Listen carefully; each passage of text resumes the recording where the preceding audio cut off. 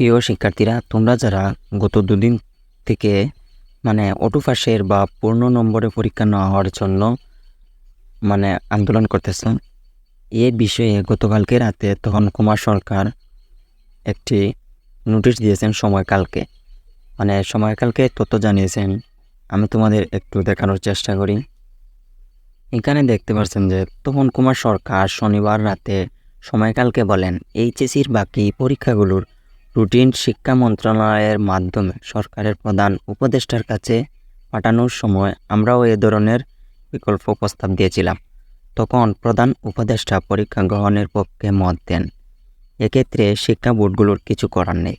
এ বিষয়ে প্রধান উপদেষ্টা এবং শিক্ষা উপদেষ্টা সিদ্ধান্ত নিতে পারেন।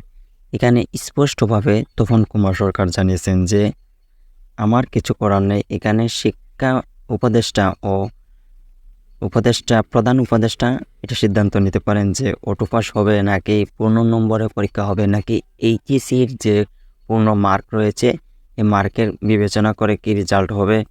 এ বিষয়ে কিন্তু শিক্ষা উপদেষ্টা ও প্রধান উপদেষ্টা জানাবেন।